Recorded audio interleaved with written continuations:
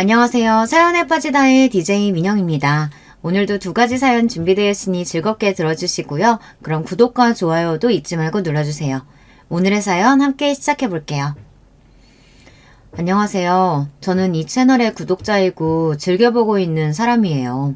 이렇게 오늘은 제 사연을 보내게 되었네요. 공개적으로 저의 결혼 생활과 개인적인 이야기를 하려고 하니 부끄러움이 앞서네요. 지금 우리나라 화장품은 전 세계적으로 사랑받고 있죠. 수출도 많이 하고 있고요. 그런 뉴스를 보다 보니 떠오르는 사람들이 있어서 제 사연을 쓰기 시작했습니다. 아마 죽을 때까지 잊혀지지 않을 강인한 기억으로 남아있는 사람들, 그리고 저의 지난 20여 년들의 세월들, 그 속에 벌어진 이야기들을 담아보려고 합니다. 제가 학교를 다닐 적 학기 초마다 가정환경조사서라는 것을 작성했어요. 집의 가족 구성은 어떤지, 소득은 어떤지 등등 꽤 내용들을 적어야 해서 부모님은 이걸 어디서부터 어디까지 오픈해야 하는 거야 하고 곤란해 하셨던 기억이 나는데요.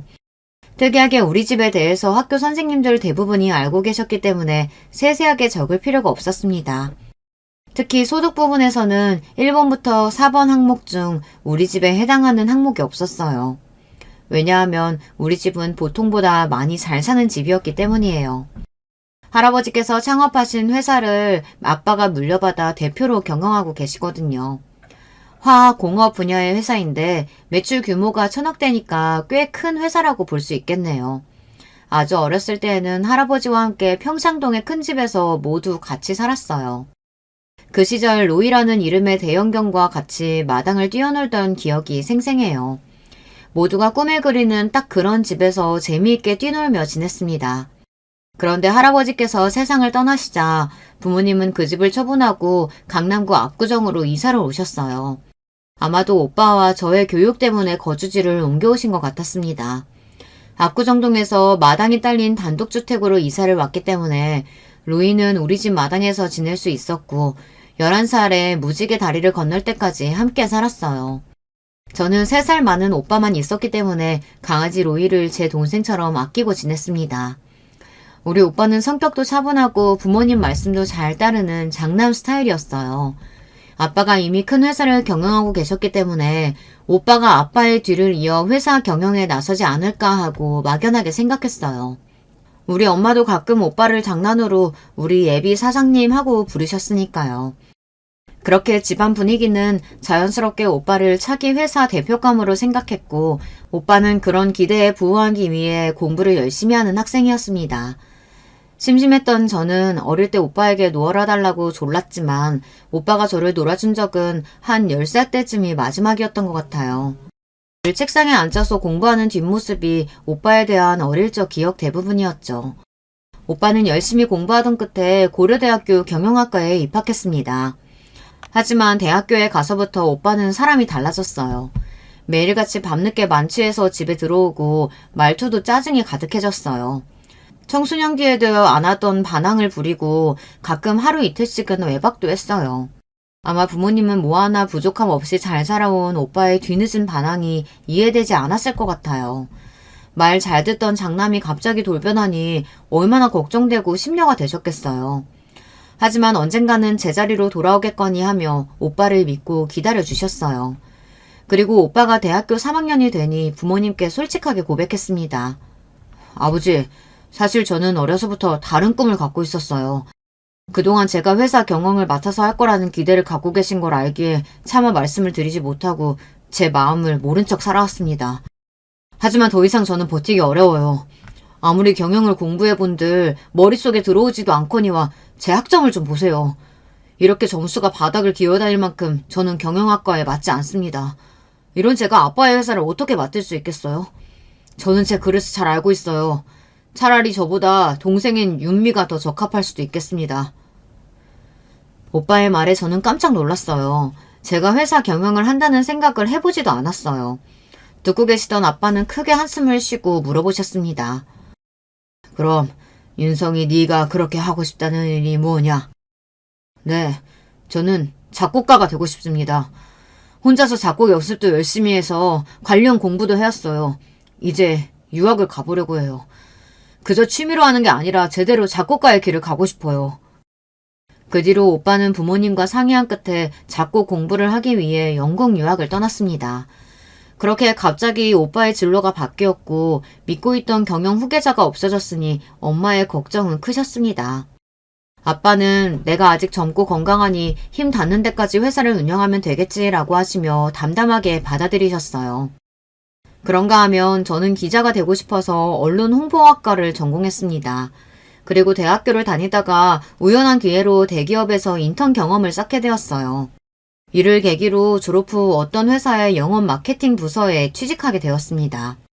제 계획과 다른 일이었지만 회사 일은 생각보다 재미있었어요. 저는 열정을 갖고 일하는 신입사원으로 눈도장이 찍혀 회사에 촉망받는 인재상까지 받으며 회사에서 성공 가도를 달리고 있었죠.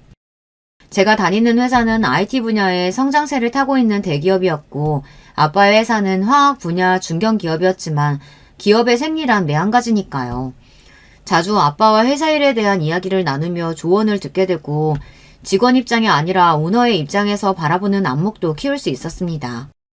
아마 그래서 회사에서 저를 좋게 더욱 평가해 주셨던 것 같아요. 보통 제 나이의 젊은 여자들은 한참 연애에 목을 맸지만 저는 왠지 연애에 별로 관심이 가지 않았어요. 주변에 있는 남자들 모두 제 눈에 차는 남자도 없었고요. 이런 저를 두고 엄마는 걱정이 크셨습니다. 멀쩡한 여자애가 벌써 20대 중반인데 연애도 못해서야. 차라리 우리가 아는 집안의 자제와 선을 보는 건 어떻겠니? 엄마, 제가 나이가 많은 것도 아니고 아직 선 보는 건 내키지 않아요. 언젠가는 저도 눈에 콩깍지 씌이는 날이 오겠죠. 그러던 어느 날 엄마와 저는 아빠 회사의 창립 기념일 행사에 참석해야 했습니다.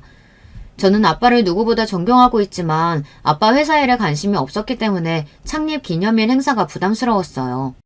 그렇다고 아빠 말씀을 거역할 명분도 없었기에 살짝 참석했다가 눈치 봐서 나와야지 생각했어요. 엄마는 행사에 입고 갈 이브닝 드레스를 맞추기 위해 저를 청담동 샵에 데려가셨죠. 그렇게 맞춘 드레스를 입고 전문가가 집에 와서 헤어 스타일링과 화장까지 해준 것을 받고 나서야 아빠 회사에 갔습니다. 부모님은 창립 기념일 행사로 만면에 미소를 띄우시며 기분이 좋아 보이셨고 여기저기 인사를 하느라 바쁘셨습니다. 저도 쫓아다니면서 여러 사람들과 인사를 나눈 뒤 이제 집에 가야겠다고 생각하고 벌떡 일어났어요. 그런데 그때 어떤 남자분과 부딪혔습니다. 이런 괜찮으세요? 죄송합니다. 부딪힌 남자를 보니 키도 훤칠하고 인상이 좋은, 아니 정확히 말하면 날카롭게 잘생긴 미남이었습니다. 게다가 제 나이 또래로 젊어 보였어요. 네, 괜찮아요. 그쪽도 괜찮으신 거죠? 저랑 턱이 부딪히신 것 같은데요. 심하게 아프긴 한데 저와 같이 와인 한잔 할 기회 주시면 괜찮아질 것 같네요. 그리고 절 보며 싱긋 웃는 이 남자가 퍽 마음에 들어왔습니다. 그래서 우리는 함께 이런저런 이야기를 나누면서 즐거운 시간을 보냈어요. 자네 왔구만. 아니 어떻게 우리 딸과 아는 사이였어? 아닙니다. 방금 우연한 기회로 만나서 대화 중이었어요. 몰랐는데 여성분이 기품이 느껴지고 귀티가 난다 했더니 역시 대표님 따님이셨군요. 그 남자의 이름은 김은광으로 저보다 2살 많았지만 자신의 아버지가 세운 회사를 물려받아 대표로 있는 젊은 경영인이었습니다. 1년에 한 번씩 전국의 경영인들이 모이는 큰 포럼이 있는데 주로 중견기업과 중소기업의 대표들이 참석하는 자리입니다. 그곳에서 아빠는 기조연설을 한 적이 있었고 은관 씨는 아빠의 팬이라 찾아와서 책에 사인을 받고 아빠와 가끔 만나고 싶다고 적극적으로 나선 겁니다. 젊고 패기 있는 은광 씨를 아빠는 흡족하게 보았어요. 그리고 이번 창립 기념일 행사에 초대까지 하신 겁니다. 은광 씨가 경영하고 있는 코스비라는 회사는 약 200억 원의 자산 규모를 갖는 매출액은 50억 정도인 중소기업입니다. 건강기능식품과 화장품부터 시계에 이르기까지 다양한 제품을 유통하는 회사였습니다. 시계는 원래 없었는데 은광 씨 본인이 맡으면서 추가한 사업 부분으로 명품 시계를 워낙 좋아해서 사업성이 없어도 시작한 것 같았습니다. 나중에 알게 된 사실이지만 창립 기념행사에서 은광 씨는 사실 제가 우리 아빠의 딸이라는 사실을 알고 만난 거였어요. 자기가 존경하는 기업인의 딸이어서 저에게 호기심이 생겼다나요. 이렇게 솔직하게 털어놓으면서 우리는 호감을 가지고 자주 만나면서 남녀로서 급속도로 가까워졌습니다. 우리의 사랑이 금세 뜨거워져서일까요? 은광 씨는 만난 지 한 달 만에 제게 청혼을 하는 것입니다. 난 이제 결혼해서 안정된 가정을 이루고 싶은 사람이야. 윤미 씨 말고 다른 여자를 내 아내로 생각해 본 적 없어. 그래서 좀 서둘러서 윤미 씨와 결혼하고 싶어. 나를 받아들여 줄 수 있겠어? 저도 은광 씨를 너무 사랑했기 때문에 결혼을 미룰 수가 없었습니다. 그리고 부모님께 은광 씨와 교제하고 있고 결혼을 하고 싶다고 말씀을 드렸어요. 갑자기 결혼이라니 예상치 못한 부모님은 많은 것을 우려하셨어요. 일단 사람을 좀 더 진득하게 잘 알아보고 만나야 한다. 감정적으로 조급하게 결혼하면 탈이 날 수도 있다 등등. 하지만 여러분도 겪어봐서 아시잖아요. 이미 사랑에 빠져버리면 이성이 마비되어 버리고 부모님의 말씀이 맞지만 그 당시 제 귀에는 들어오지 않았습니다. 그래서 어쩔 수 없이 우리 부모님도 제 결혼을 승낙하고 마셨어요. 은광 씨 아버님은 몇 해 전에 작고하셨고 지금은 어머님 혼자 계시다고 합니다. 그리고 은광 씨의 어머님이 저를 만나기 전부터 제 배경을 들으시고 이미 결혼을 승낙하셨다고 해요. 이미 허락도 하셨다고 하니 좀 가벼워진 기분으로 은광 씨 어머님을 뵈러 은광 씨네 집에 가게 되었어요. 저를 반갑게 맞이하신 은광 씨 어머님은 응접실에 앉아서 저를 옆에 앉혀두고 우리 집안과 회사에 대해 이것저것 물어오셨습니다. 아가씨네 아버지 회사는 네이키드로 알고 있어요. 돌아가신 우리 회장님도 참 좋은 기업이라고 칭찬하는 것도 들었었고 말이야. 그 집 여식이라니 정말 반갑네요. 네, 이렇게 알아봐 주시고 환대해 주셔서 정말 감사합니다. 그래, 우리 은광이랑 결혼하고 나면 본가에서 같이 사는 건 어떤가? 이렇게 말씀드리면 되바라졌다고 느끼실지 모르겠으나 저는 다른 부유한 집안 여성들처럼 교육받고 자라지 않았습니다. 전 제가 하고 싶은 일을 하면서 지냈기 때문에 신부 수업이나 집에서 남편만 뒷바라지하는 그런 삶을 꿈꾸지 않았어요. 결혼하고 나서도 전 제가 살아왔던 그대로 살고 싶기 때문에 직장 근처 아파트를 얻어서 지냈으면 합니다. 은관 씨 어머님은 똑부러지게 말하는 저를 보고 조금 당황하셨고 이내 당황하지 않은 척 헛기침을 하시며 목소리를 가다듬었어요. 나도 요즘 시대 사람이에요. 요즘 누가 CM이랑 같이 살겠나. 그럼 우리 아들하고 상의해서 좋은 집 구해보도록 해요. 다행히도 어머님은 제 뜻을 이해해 주셨고 남편과 둘이서 신혼집을 구하게 되었어요. 저는 그냥 강남 쪽에 아파트면 된다고 생각했지만 남편은 생각이 달랐습니다. 내가 명색의 회사 대표야. 격떨어지게 아파트라니. 원래 대표들은 전통적인 부촌 동네, 한남동, 성북동, 평창동 이런 단독주택에 살아야 한다고. 나도 알긴 하지만 그 정도의 집을 은광 씨는 마련할 자신이 있어요?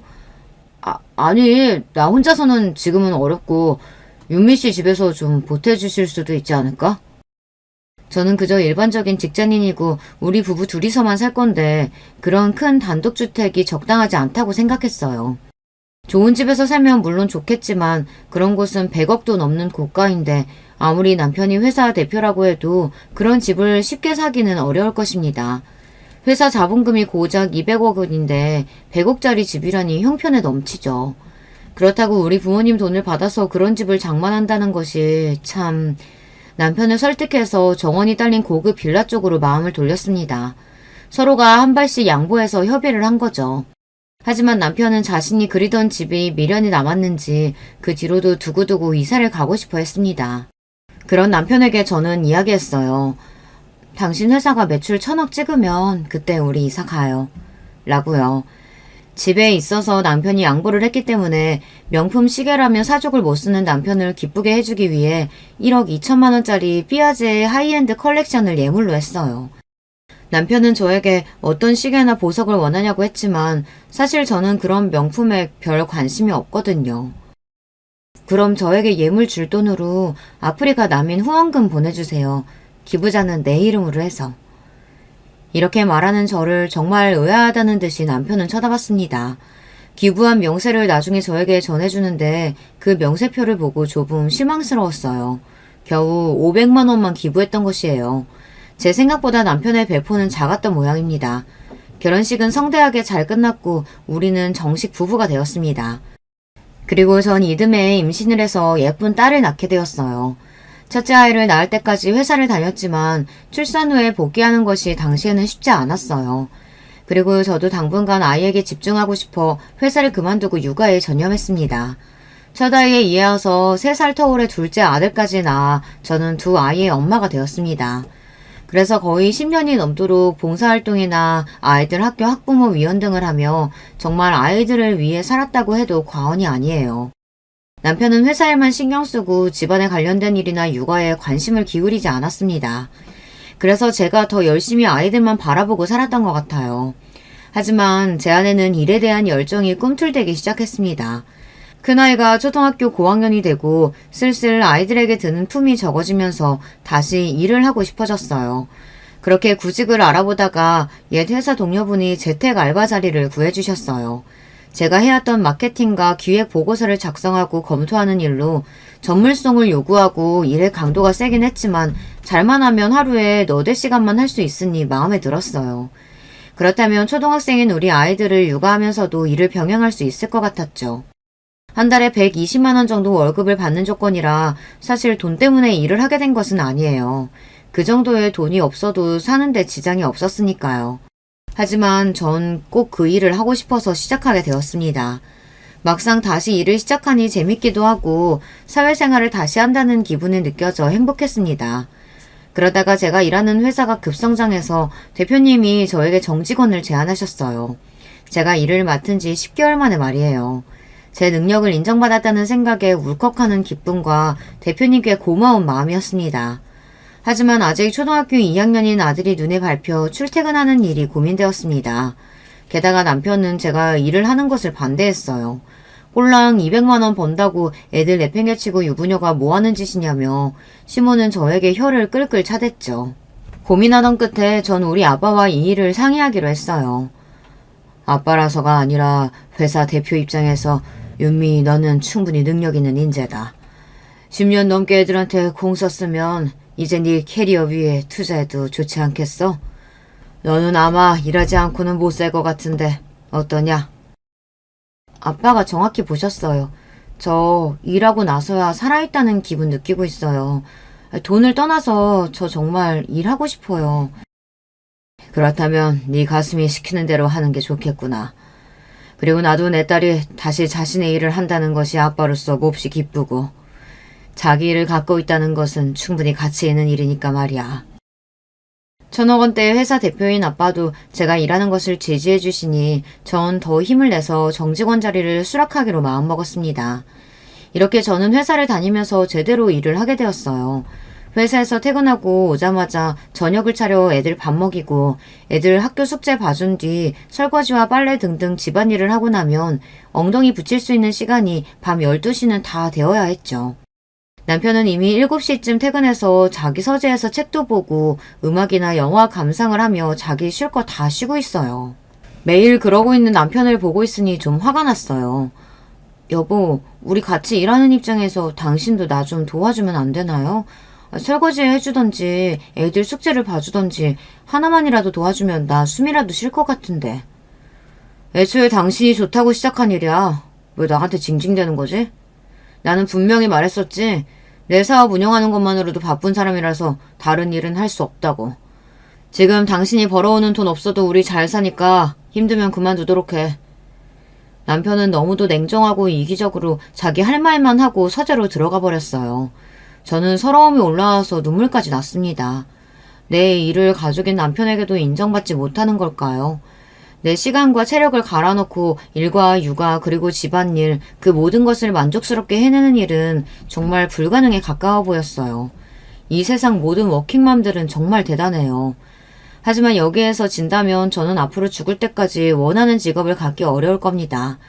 일을 악물고 힘들었지만 일도 육아도 포기하지 않았어요. 다만 집안일은 일주일에 2번 파출부를 불러서 해결했습니다. 그분들이 내 마음에 쏙 들게 해주시는 건 아니었지만 그래도 집안일을 대신해 주었다는 것만으로도 지불한 돈이 아깝지 않았어요. 그리고 너무 기분이 좋았어요. 누구에게 도움을 받는다는 것은 참 오랜만에 느껴본 감정이고 고마움이었어요. 저도 결혼 전에는 미처 몰랐어요. 사람이 밥 먹고 치우고 나서 또 돌아서면 밥 먹을 때가 온다는 것을. 청소를 하루 이틀만 안 해도 그렇게 새까맣게 먼지가 쌓이는지, 사람이 사는 공간에 들이는 품이 얼마나 많은지, 다 우리 친정엄마가 또 도우미 이모님이 해주셨으니까요. 저는 그냥 그분들이 해주는 보살핌을 받으며 제 공부나 일만 하면 되었으니까요. 이렇게 진정한 어른이 되어가는 것이겠죠. 그렇게 정신없이 살다 보니 세월이 흐르고 저는 49이 되고 아빠는 어느덧 77의 고령의 나이가 되셨습니다. 지병도 있으시고 이제 더는 회사를 운영하기 어려우셨어요. 오빠는 작곡가의 길을 걷고 있었고 저는 육아와 일을 병행하는 상황이었기 때문에 아빠는 회사를 누구에게 맡겨야 할지 많은 시간을 고민하셨을 거예요. 결국 자식들에게 물려주는 것은 불가능하다고 생각하시고 전문 경영인 CEO를 고용하셨습니다. 아빠는 경영에서 물러나시고 회사가 안정적으로 굴러가는지 지켜보기로 하셨어요. 그리고 때가 되면 회사를 처분하고 그 재산을 사회에 환원하겠다고 선포하셨습니다. 아빠의 뜻을 들은 남편은 저에게 서운하다고 티를 냈습니다. 아니, 아들 딸만 자식이야? 나도 경영하는 사람인데 나한테 맡기시면 되잖아. 왜 나는 쏙 빼놓고 전문 경영인을 고용하고 회사를 처분하시는 거냐고. 장인어른께 내가 그렇게 잘 보이려고 노력했는데 말이야. 당신이 장인 장모님한테 뭐 그렇게 잘했다고. 이제 보니 그럼 당신 그런 속셈으로 20년을 살아온 거야?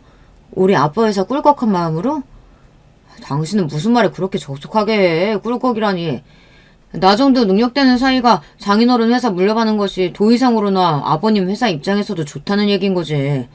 애초에 당신이 장인어른의 뒷배가 없었다면 나 정도 되는 남자랑 결혼이나 할 수 있었겠어? 당신이 빼어나게 미모가 있기를 해. 아니면 능력이 출중하기래. 그냥 평범한 수준 아닌가. 이렇게 남편은 제 자존감을 뭉개버릴 만큼 깎아내리기까지 했어요. 우리 아빠에 대한 서운함은 뒤로 하고라도 그런 이유로 나와 결혼한 거라니. 자존심이 상하고 이렇게 바닥을 드러낸 남편이 꼴도 보기 싫었습니다. 그래서 그날로 각방을 쓰기 시작했어요. 그런데 이 남자는 그런 저에게 아랑곳하지도 않고 잘 먹고 잘 지내더군요. 아예 자기 서재에 침대 하나를 들여서는 그곳이 자신의 침실이고 아지트가 되었어요. 자기 서재에 콕 박혀서 잘 나오지도 않았고요. 집에서 마주쳐도 우리는 서로 눈길 한번 주지 않는 사이가 되어버렸어요. 어쩌다가 우리 부부는 이렇게 된 걸까요? 제가 사랑했던 남자는 갈수록 탐욕으로 가득 차고 자기만 아는 지독한 이기주의자가 되어버렸어요. 그리고 시모도 자기 아들에게서 우리 아빠의 소식을 들었는지 더 대놓고 저를 못살게 굴었습니다. 장차 큰 기업가가 될 우리 아들 식사는 제때 챙기고 있는지, 건강관리는 어떻게 하고 있는지 살핀다며 저에게 하루가 멀다 하고 전화해서 잔소리를 했어요. 나이도 50이 다 된 너한테 남편 말고 뭐가 있니? 애들도 이제 곧 졸업하면 다 컸다고 부모 중한 줄 알 줄 아니? 내 아들이 잘 돼야 너도 사장 사모님 소리 듣고 사는 거라고. 하늘같이 모셔, 응? 괜히 일한다고 내 아들 살피는 일 소화하다는 얘기 들려만 봐주. 내가 당장 니네 집으로 쫓아간다, 응? 당신 아들은 원래도 까탈스럽고 자기 몸 엄청 아끼는 사람이라 시모 잔소리가 아니어도 전 남편 뒷바라지에 온 신경을 다 써야 했습니다. 아침 6시 반이면 런닝하러 나가는 남편보다 일찍 일어나서 런닝복을 옷걸이에 걸어놓고 오가피 달인물도 텀블러에 담아놔야 합니다. 그리고 남편은 유기농 채소와 드레싱으로 이루어진 샐러드와 소등심 구이, 닭가슴살을 식사로 하고 비트와 케일 등을 넣고 갈아 만든 클렌저 주스와 감 내린 아메리카노 커피를 곁들여서 어디 호텔 조식 부럽지 않은 아침을 먹어야 합니다. 늘 출근 정장도 미리 챙겨놔야 하는데 그건 괜찮습니다. 하지만 제가 화가 나는 부분은 자기 기분이 언짢은 날이면 저에게 그 감정을 푼답시고 하는 말입니다. 에이, 당신은 언제쯤 패션 감각 생길 건데? 오늘 저녁에 중요한 경영인 모임이 있다고 했는데 이 넥타이 색상이 맞기나 해. 거기 오는 사람들이 다 얼마나 패션을 멋들어지게 해서 오는데 잘 모르면 어디 가서 좀 배워라도 오라고. 말이 경영인 모임이지 사실 회사 하나 갖고 있는 남자들끼리 모여서 술 먹고 노는 자리예요.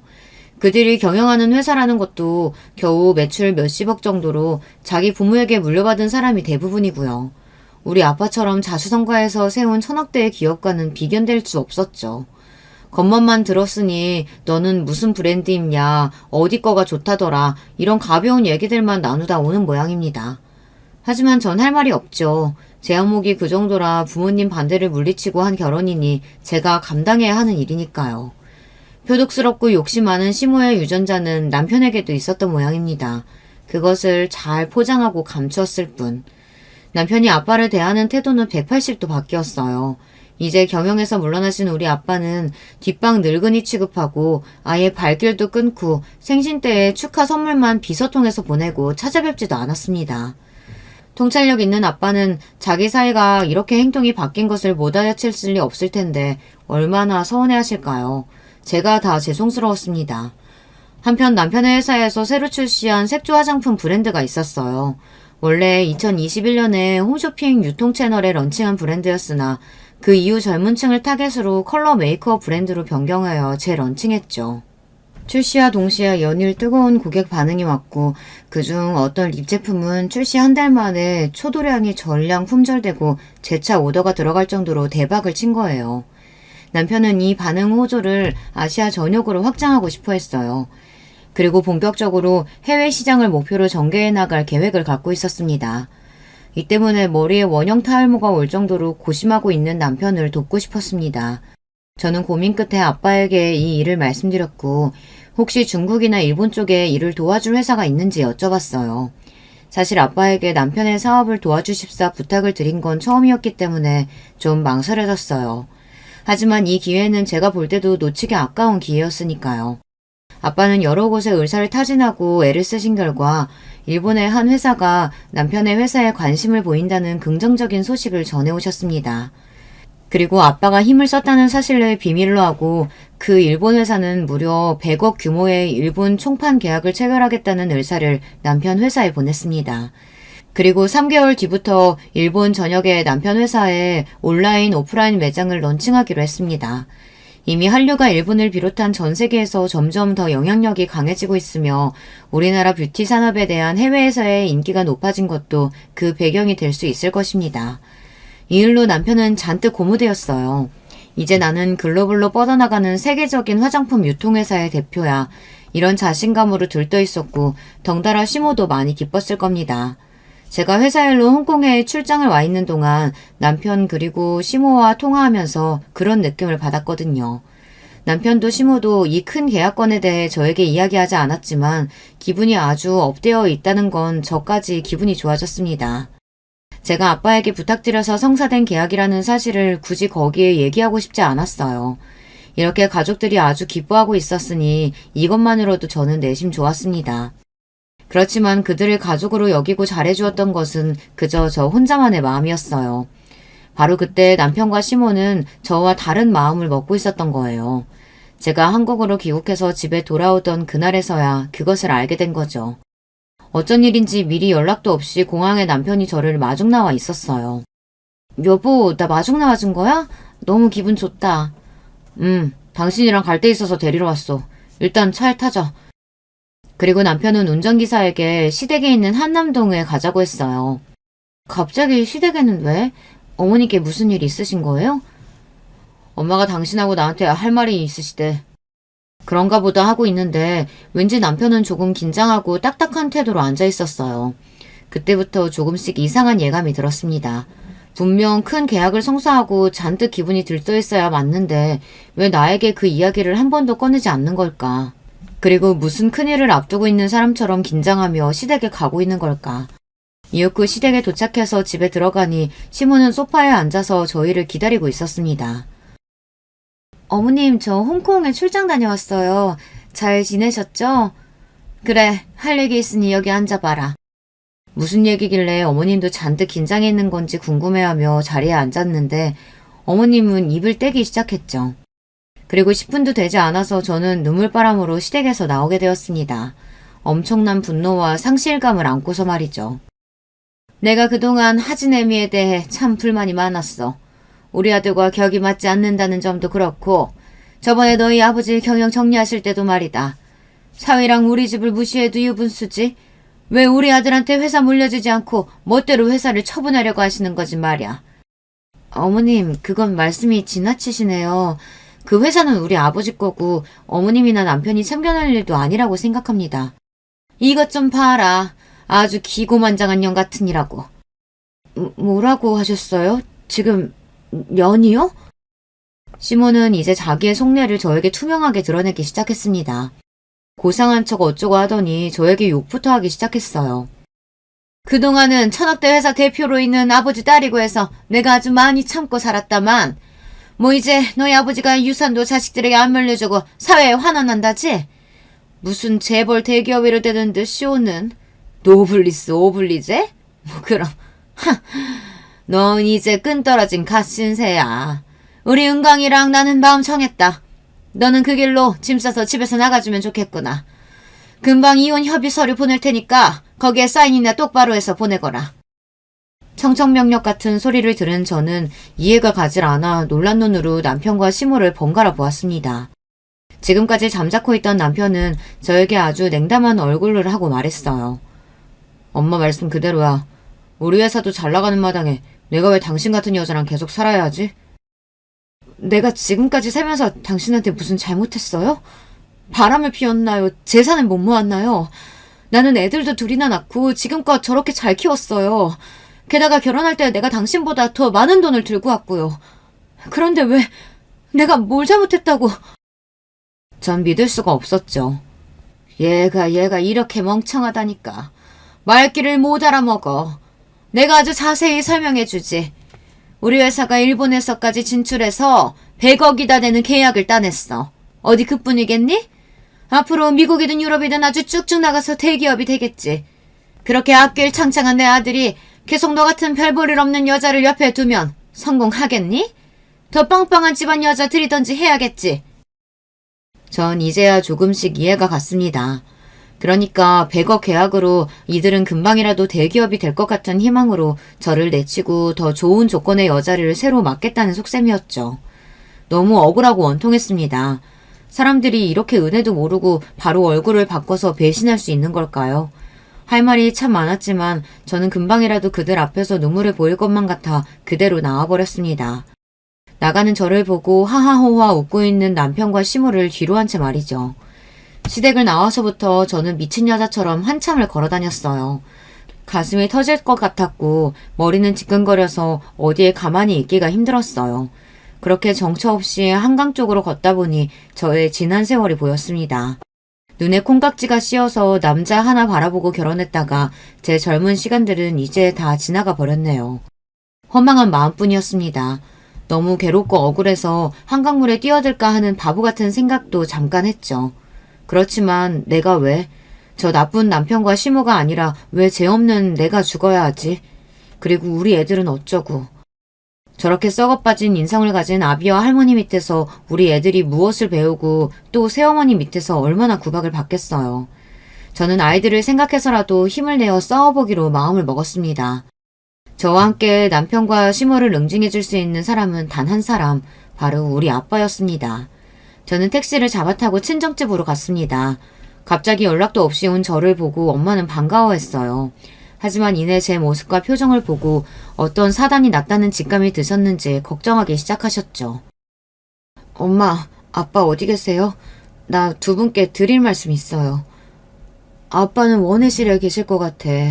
엄마랑 같이 가자꾸나. 원해실에서 화초를 가꾸고 계신 아빠는 저를 보고 반갑게 인사하셨어요. 하지만 전 잔뜩 굳은 얼굴로 아빠에게 긴히 드릴 말씀이 있다고 했고 우리는 거실로 옮겨와서 전 이야기를 시작했습니다. 그동안 시댁에서 겪은 이야기들, 남편이 아빠의 회사를 노렸다는 것, 그리고 얼마 전 따낸 계약 이후 시모와 작당하고 저를 내쫓겠다고 한 것까지 모두를요. 아빠의 얼굴 표정은 갈수록 굳어지고 엄마는 어머머 말도 안 돼 하며 믿기지 않는다는 듯이 놀라하셨어요. 그래서요. 전 그 집과 인연을 끊기로 결정했어요. 아빠와 엄마 생각은 어떠세요? 당연하지. 네가 어느 집안 딸인데 그런 사람들과 살게 두겠니? 아빠도 네가 이혼했으면 싶구나. 이제와 말하는 거지만 네가 처음 김서방 데려왔을 때 그 집 회사 규모가 작고 별 볼 일 없어서 반대했던 것만이 아니란다. 회사밥 먹다 보면 사람 보는 안목이라는 것이 생겨. 김서방은 젊었을 때부터 야망은 큰데 그릇은 작고 사람은 옹졸해 보이더구나. 하지만 이 정도로 형편없는 위인일 줄은.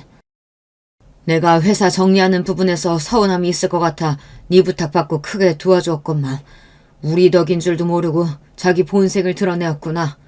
참 얄팍한 집안이다. 두 번 생각할 것 없다. 너는 당장 우리 회사 법무팀장 변호사 연결해 줄 테니까 김서방하고 이혼 준비해라. 이 아비는 다른 방식의 응징을 고민해보마. 아빠는 이 말씀을 하시면서 분이 풀리지 않으신지 소나기로 무릎을 꾹 잡고 계셨죠. 어찌나 셌던지 부들부들 떨리는 것이 눈에 보일 정도였어요. 저 두 분께 정말 잘못했습니다. 제가 불효녀예요. 애초에 반대하시는 결혼하는 게 아니었는데 이런 결말밖에 보여드리지 못해서 정말 죄송해요.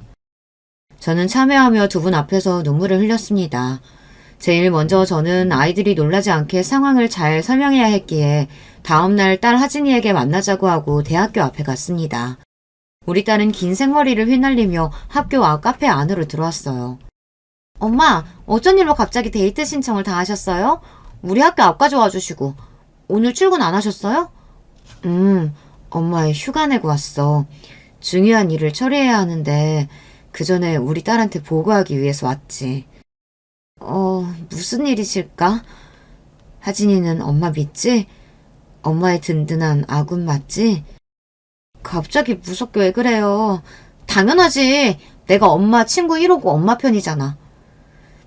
우선 엄마가 그리고 아빠가 너에겐 많이 미안하구나. 사실 엄마는 아빠와 헤어지기로 결심했어. 그리고 하진이는 놀랐지만 이내 크게 당황하지 않기로 마음을 먹었는지 비교적 차분하게 제 이야기를 들어주었어요. 엄마가 사실 외할아버지께 부탁해서 아빠의 회사 일을 크게 돕고 있었단다. 이번에 큰 계약건이 성사되자 너희 아빠와 할머니는 엄마 보고 집에서 나가라며 내쫓더라. 회사가 잘 될 것 같으니까 엄마랑 이혼하고 다른 여자랑 재혼하고 싶었나 봐. 이건 사람으로서 먹을 마음이 아니지 않니? 그래서 엄마는 아빠와 이혼하고 외할아버지께서 그 집에 복수하실 것 같아.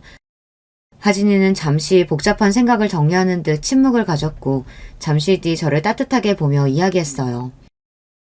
엄마가 그동안 아빠와 할머니한테 서운함이 있었는데도 우리 때문에 참고 산 거 다 알고 있어요.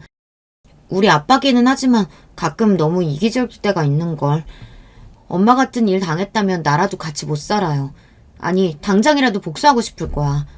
난 엄마 결정 무조건 존중하고 그대로 따를 거예요. 그러니까 나랑 선진이 걱정하지 마시고 꼭 결심대로 하세요. 이렇게 우리 딸은 어른스럽게도 저를 믿어주고 지지해 주었습니다. 자식 입장에서 부모의 이혼이 얼마나 충격적이고 받아들이기 힘든 일일지요. 그럼에도 불구하고 우리 딸은 절 이해해 주었어요. 제가 남편과 결혼을 잘했다고 느낀 단 한 가지는 바로 우리 아이들 뿐이네요. 저는 집에 들어가서 저와 성진이의 짐을 간단히 싼 뒤 아버지 운전기사편에 보내놓았습니다. 그리고 주말에 아들 성진이가 외고 기숙사에서 나와 집에 오자마자 아이를 데리고 나왔습니다. 함께 나오면서 아들은 좀 당황한 듯 했지만 이미 알고 있는 눈치였어요. 아마도 누나를 통해 모든 이야기를 들었을 테죠. 엄마, 저는 외가댁으로 가는 건가요? 너만 괜찮다면 그게 좋을 것 같아. 시간이 조금 걸리겠지만 너희 학교 근처에 오피스텔이나 아파트 얻어줄 수도 있다. 아니에요. 주말에만 지낼 집인데 그렇게까지 할 필요 없을 것 같고 전 외가댁에서 지내는 것이 좋아요. 그리고 성진아, 엄마가 할 이야기가 있는데. 성진이는 빙그레 웃으며 제 말을 막았습니다. 엄마가 무슨 말씀 하실지 저 다 알고 있어요. 누나하고 이미 같은 이야기 끝냈고요. 만약 부모님 중에 선택해야 하는 상황이라면 저도 엄마와 함께 하고 싶어요. 그러니까 엄마 꼭 이기세요. 그렇게 우리 아들 성진이도 저를 지지해주기로 했습니다. 못난 아비 어미를 이해해주는 우리 아이들에게 너무 고마울 뿐이었어요. 내 아이들만 저와 함께 있어준다면 저는 이혼도 복수도 두려울 것이 없었습니다. 저는 이제 공격적으로 남편에게 이혼 청구 소송을 진행하기로 했습니다. 첫째, 두 아이의 친권과 양육권은 제가 가져올 것. 둘째, 집과 부동산, 남편의 회사 지분을 포함한 모든 재산은 반으로 분할해서 나눌 것. 이렇게 두 가지의 조건을 내세우니 남편 쪽도 이에 응하지 않고 소송을 진행하게 되었습니다. 길고 긴 진흙탕 싸움이 되겠지만 저는 그들이 어떻게 나오든 다 받아들이고 대갚아줄 자세가 되어 있으니 두렵지 않았어요. 한편 우리 아빠는 남편 회사와 계약을 맺었던 일본 화장품 회사 대표를 만나러 직접 일본에 다녀오셨습니다. 그리고 은퇴하신 뒤 오랜만에 정재계 인사들을 만나고 다니시는 것 같아 보였어요. 저는 우리 아빠가 하시는 일은 믿을 수 있기 때문에 구체적으로 어떤 계획을 하고 계신지 구태여 여쭤보지 않았어요. 남편과 별거에서 지낸 2달이 지난 어느 날 누군가 우리 집 현관에서 다급히 벨을 눌렀습니다. 급히 찾아온 사람은 바로 남편이었습니다. 땀까지 흘려가며 다급히 저와 장인어른을 뵙겠다며 찾아온 것이었어요. 당신이 여기 무슨 일이에요? 여보, 제발 나 용서해줘. 나는 그동안 정말 몰랐어. 당신하고 장인어른이 뒤에서 우리 회사 위에 여러 가지 힘써줬던 거 말이야. 제발 이번 일도 도와주면 안 될까? 어? 전 영문을 모르겠어서 아무 말도 못하고 가만히 서 있었고 그때 헛기침을 하며 우리 아빠가 나오셨어요. 자네가 내 집에 당당히 찾아올 처지는 아닌 것 같네만 마지막이라는 마음으로 설명해주겠네. 아마 일본 회사에서 계약 파기하겠다고 나왔을 게야. 그렇지? 그리고 그 계약 맺어준 것도 깨지게 한 것도 모두 내가 한 일이라는 걸 알고 뒤늦게 알고 찾아온 걸 테고. 맞나? 네, 맞습니다, 장인어른. 제가 정말 잘못했습니다. 한 번만 용서해 주시고 그 계약 파기 막아주십시오. 그 계약 위해서 회사 자산 모든 것을 담보로 대출받고 많은 인력과 자금 투입해서 준비했습니다. 그런데 일본에 진출 며칠 앞두고 이렇게 갑자기 상황이 바뀌면 우리 회사 정말 큰일 납니다. 대출받은 은행에서는 앞다퉈서 자금 회수하려고 할 거고 투자자들은 등 돌리겠죠. 그러면 진짜 부도까지 날 수 있는 어려운 상황이에요. 알고 있네. 네? 난 자네가 경영한 세월의 몇 배의 시간 동안 그 회사 10배나 되는 규모의 회사를 경영해왔어. 내가 이런 상황도 내다보지 못하고 지금까지 일을 벌였을 것 같나? 계약 파기도 자네가 내 딸 내쫓은 그날 바로 할 수 있었지만 왜 지금 했겠나? 바로 이렇게 자네 회사가 망해가는 꼴을 보기 위해서 기다린 거라네. 기업 경영자는 말일세. 따뜻한 심장을 갖고 냉철한 머리로 해야 하는 걸세. 근데 자네는 그게 뒤바뀌었어. 눈앞에 작은 이익을 쫓느라 정말 귀중한 것들을 놓치고 아니 내버리고 살아왔지. 어디 우리 딸뿐이겠나? 그동안 자네와 거래해온 업체들 그리고 함께 일했던 직원들 모두 단물만 빨아먹고 버렸겠지. 지금 자네 회사의 평판은 바닥이고 아마 이렇게 어려울 때는 더더욱 그들이 적이 돼서 나타나게 되겠군. 회사가 문을 닫더라도 억울해 마시게 다 자네가 해온 업보일 걸세. 역시 우리 아빠는 대단한 분이셨어요. 모든 것은 아빠의 커다란 계획 아래 있었고 그리고 아빠의 계획대로 남편은 파멸 바로 직전에 있게 되었습니다. 아버님 아주 독하고 못된 분이시네요. 그래도 한때 가족이었고 내가 해드린 정성이 있는데 내 회사를 이렇게까지 망가뜨린다고요? 그래, 말 잘했네. 가족은 달라야 하지.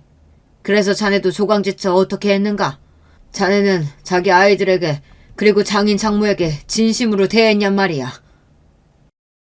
남편은 처음으로 호통치는 아빠의 모습에 겁을 먹어서인지 아니면 진짜 할 말이 없는지 아무 대답도 못했습니다. 내가 우리 회사 내 혈육에게 물려주지 못하는 상황에서 자네를 왜 안 떠올렸겠는가? 하지만 난 이미 자네가 어떤 인간인지 알고 있었네. 아마 내 회사를 자네 손에 쥐어줬다면 우리 딸은 물론이고 나와 회사까지 가만 안 뒀겠지. 그리고 힘들게 일궈온 내 소중한 회사 얼마 못 가 문 닫게 만들었을 게야. 만약 회사가 승승장구할 때 가족을 소중히 여기고 고마워했다면 자네 회사는 더 잘 나갈 수 있었을 텐데 진짜 대기업까지 갈 뻔한 기회를 자네와 모친 스스로 뻥 차버린 걸세. 이 믿을 수 없는 이야기에 남편은 입이 떡 벌어져 아무 말도 못하고 넋이 나간 채로 우리 집에서 조용히 나갔습니다. 그와 같은 소용돌이가 지나고 약 1년의 시간이 흘러 지금에 왔습니다. 10여 년 동안 다니던 회사는 성장을 거듭하더니 대표님이 저에게 새로 분사한 법인의 대표 자리를 제안해서 저도 지금 회사에 경영을 하고 있습니다. 제 딸은 대학교를 잘 다니고 있고 이제 고3이 된 아들도 열심히 대입 준비를 하고 있어요. 아들은 외할아버지나 엄마와 같은 경영자가 되고 싶다며 전공도 정했습니다. 이렇게 저와 아이들은 정말 행복하고 충만한 삶을 살고 있어요. 그렇다면 전 남편은 어떻게 되었냐고요? 전 남편의 회사는 일본과의 계약 파기 이후에 자금이 급속도로 경색되고 투자자와 채권자들의 빚 독촉이 시작되었습니다. 애초에 재무 비율도 건전하지 못했기 때문에 이런 악재 하나에도 아주 무섭게 추락해버렸어요. 그리고 1년도 버티지 못하고 전 남편의 회사는 법인 파산 절차에 들어가게 되었습니다. 시부가 힘들게 만든 회사를 자기 아들이 문 닫게 만든 것이죠. 이래서 기업은 자기 아들이라고 자기 핏줄이라고 무턱대고 물려줄 부분이 아닙니다. 정말 그릇이 되는 자에게 회사를 맡겨야 했던 거예요. 그리고 전 남편의 개인 자산, 우리가 살던 고급 빌라와 여러 부동산 주식 등은 파산 절차에서 채무 및 세금 변제 등으로 압류당했습니다. 남편이 살 집도 없어서 시모가 있는 방배동 아파트에 얹혀서 살고 있다고 해요. 그리고 시모는 어떻게 되었을까요? 자기 아들이 금방이라도 대기업 사장이 될 줄 알았는지 동네방네 소문이라는 소문은 다 내고 다니더니 하루아침에 거지 신세가 되고 나니 모든 사회생활을 끊고 집에만 있다고 합니다. 너무 많은 일을 겪다 보니 혈압이 나빠져서 건강도 악화된 채로 집에서 두문분출하고 그저 살고 계시다네요. 이혼하는 과정에서 아들 회사가 망해가는 과정에서 저에게 몇 차례 연락하고 찾아오셨지만 저는 그 얼굴을 두 번 다시 보고 싶지 않았기 때문에 모두 피했습니다. 제가 출장에서 돌아와서 내친 날 그 이후로는 시모의 얼굴을 단 한 번도 보지 않았네요. 물론 앞으로도 보고 싶지 않아요.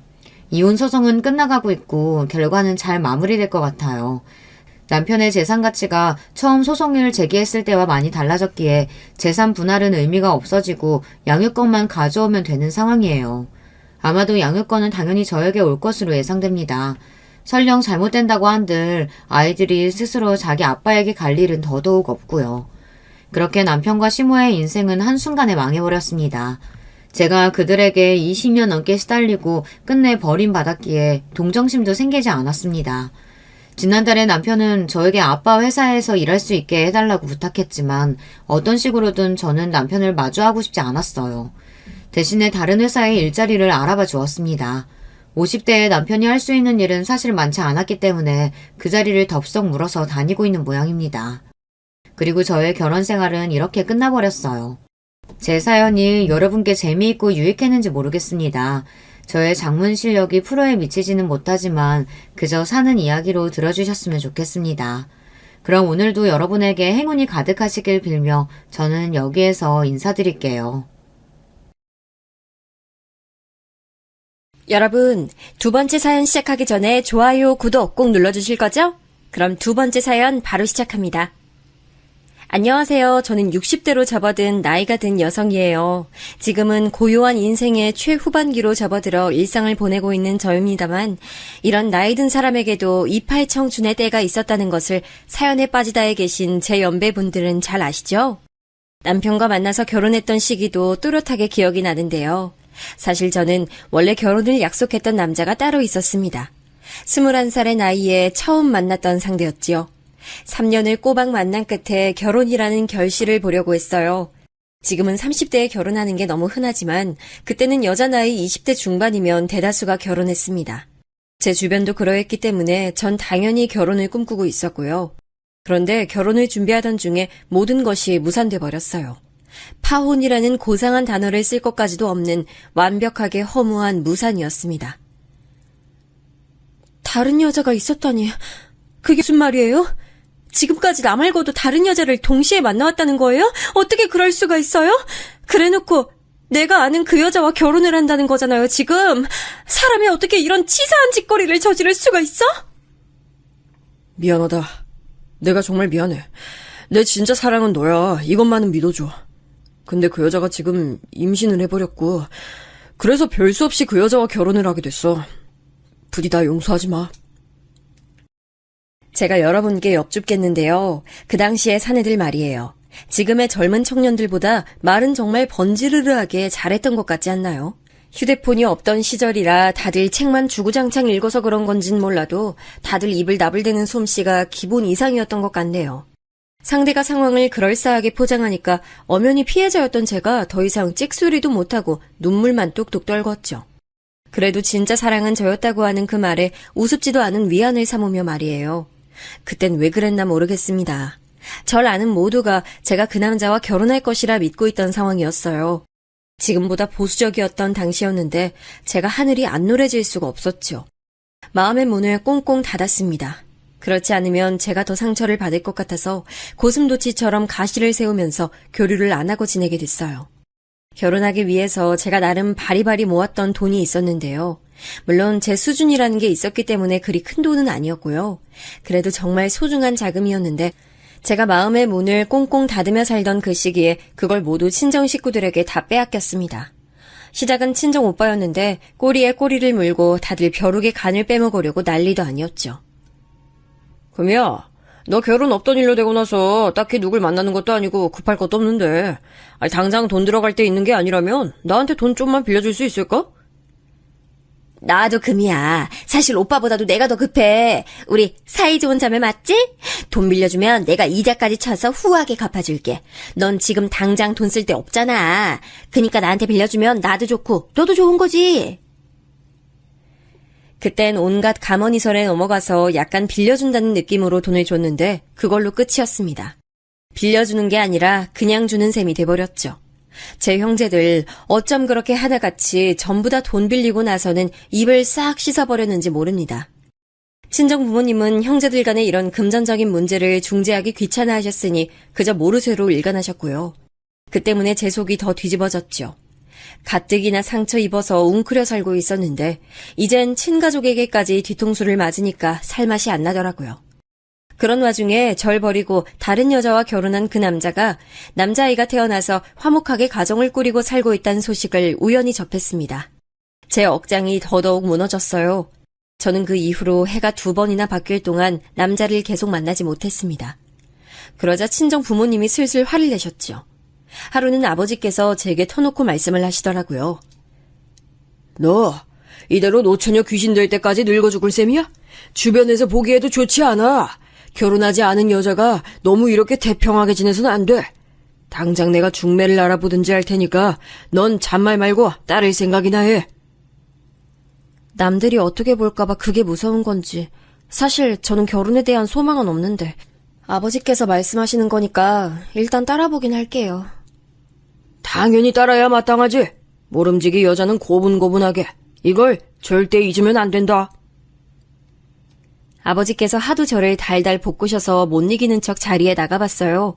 그때 만난 상대가 바로 남편이었습니다.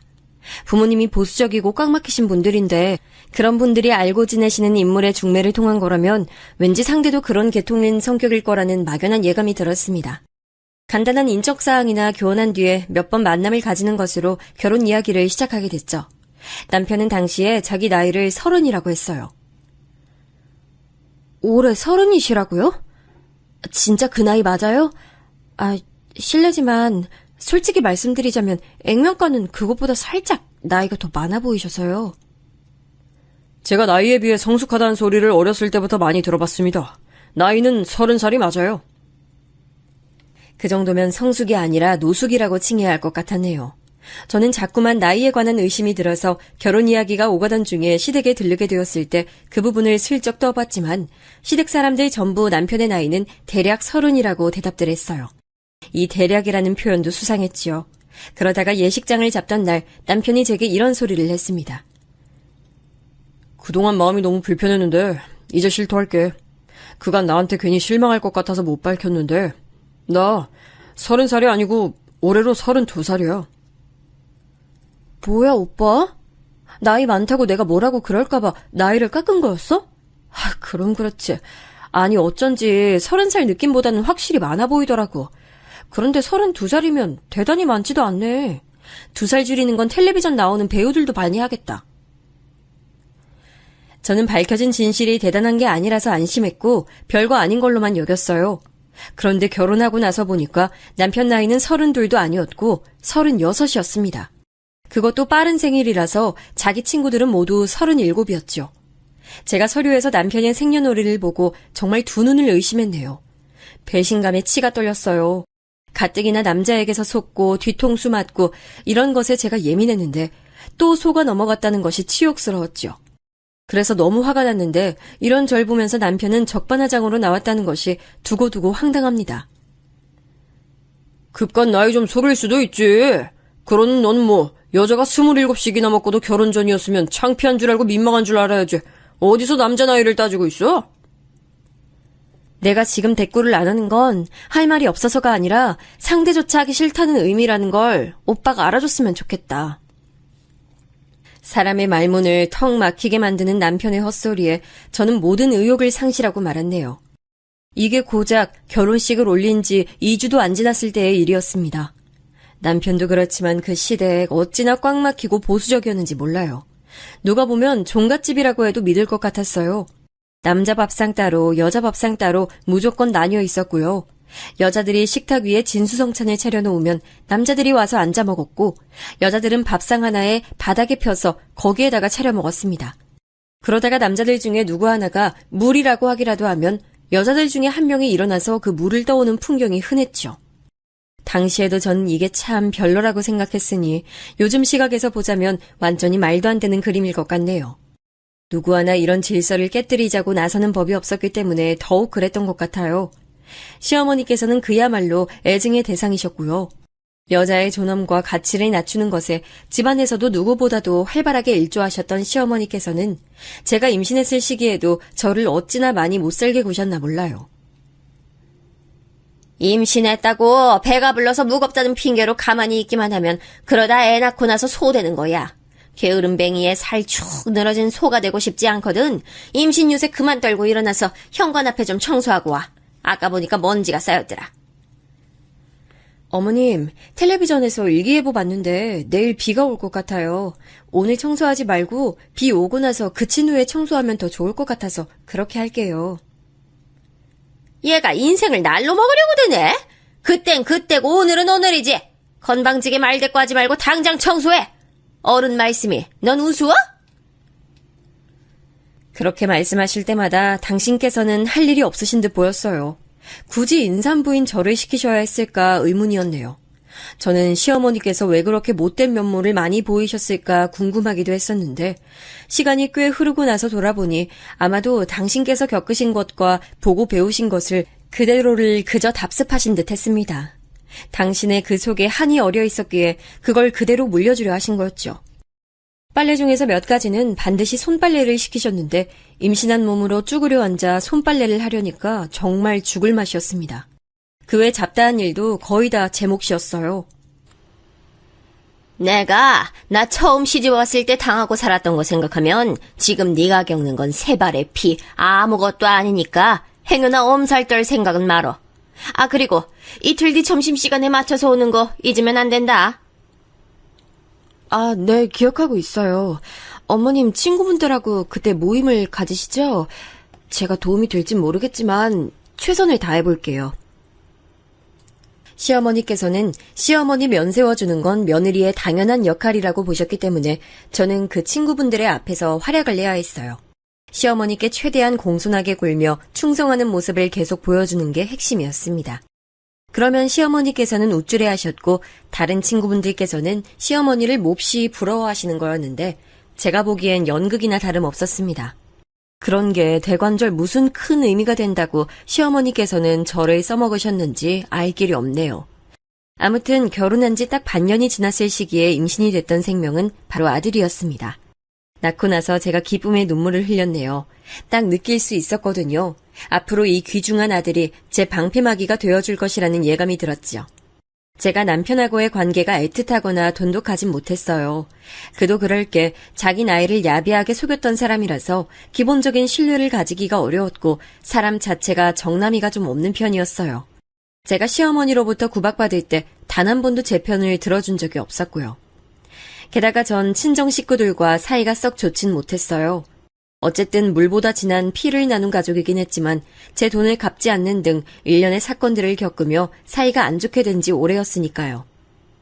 제가 낳은 아들이야말로 세상에 유일한 제 분신이며 제 외로움을 알아줄 동반자라는 희망을 품게 된 건 어찌 보면 당연한 수순이었을지도 모르겠습니다. 보수적이었던 시댁이었기에 당연히 제가 딸보단 아들을 낳길 바랐는데요. 제가 떡하니 아들을 낳아버리자 집안에서 제 위치가 좀 달라졌어요. 우선 시아버지께서 손자 타령을 자주 하시는 통에 제가 뿌듯함을 느낄 수 있었고요. 시간이 흐를수록 시어머니께서는 이전과 달리 저에게 함부로 막 하시지 않게 됐어요. 제 아들이 커갈수록 그렇게 된 것이죠. 다정다감과는 거리가 먼 남편을 둔 저로서는 집에서 늘 아들을 애지중지하며 아들에게만 집중했고 또 열심히 놀아줬거든요. 그러니 아들 역시 자연스레 엄마 껌딱지가 되어갔죠. 귀한 손자가 자기 엄마만 바라보니 시댁 식구들이 저에게 태도를 달리할 수밖에 없었을 겁니다. 제 아들은 뿐만 아니라 친정 식구들을 상대할 때도 꺼내 보일 수 있는 유용한 패였어요. 예전에 제 돈을 빌려가 놓고선 갚을 시기가 다가오니까 이런저런 핑계를 대가며 절대 갚지 않았던 제 언니. 자기 시댁에서 몹시도 구박을 받으며 살고 있었거든요. 아마 판단을 잘못해서 자기 시누이들과 대판 싸운 뒤에 상황이 그렇게 되었던 것으로 알아요. 하여간 그런 통에 친정 언니는 자기 시댁 흉을 자주 보면서 자기 처지를 한탄하곤 했는데 그러면서 은근히 저를 끼워 넣는 수법을 그간 써왔습니다. 나도 진짜 죽을 맛이지만 우리 금이 생각하면 내가 또 위안을 얻지.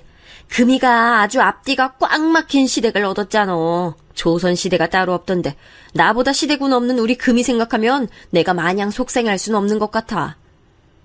언니, 지금 그 말 일부러 내 속 긁어놓으려고 자꾸 그러는 거지? 듣기 좋은 소리도 아닌데 자꾸 가만히 있는 나는 왜 건드려? 어머 얘 성질 봐. 그냥 농담 삼아 한 말인데 왜 발끈하고 난리야. 네가 시대군이 나보다 없는 건 맞잖아. 언니, 그딴 헛소리할 여력 있으면 예전에 빌려간 내 돈이나 마저 갚아. 아직 반의 반도 안 갚은 거 알고 있지? 그거 대체 얼마나 된다고 안 갚아?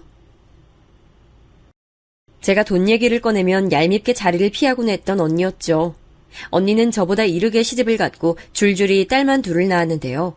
제가 아들을 낳고 나서 시댁에서의 위치가 점차 달라지면서 저는 언니 앞에서도 전혀 책 잡힐 거리 없이 당당하게 있었습니다. 언니는 셋째 계획 없어? 아무래도 시댁 쪽에서 셋째 낳으라는 소리 할 것 같은데.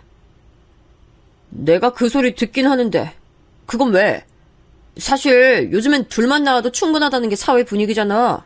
그래서 나도 좀 망설이는 참이야. 언니 시댁도 아들 타령 오지게 한다면서. 그러니 무조건 셋째 낳으라는 거지. 딸을 더 낳으라는 게 아니라 아들 낳으라는 의미인 거 언니도 알지? 난 하나만 낳았어도 둘째 셋째 낳으라는 말은 안 듣네.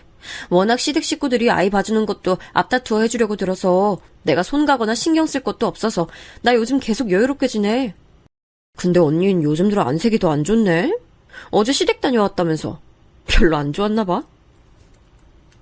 제 평생에 저를 놀려먹고 등쳐먹었던 존재가 바로 제 언니였는데 제 얄미운 발언에도 이런 방구도 못하고 입술을 꽉 깨무는 걸 보니 속이 더 시원하더라고요. 저 스스로도 나한테 이런 면이 있었나 싶었네요.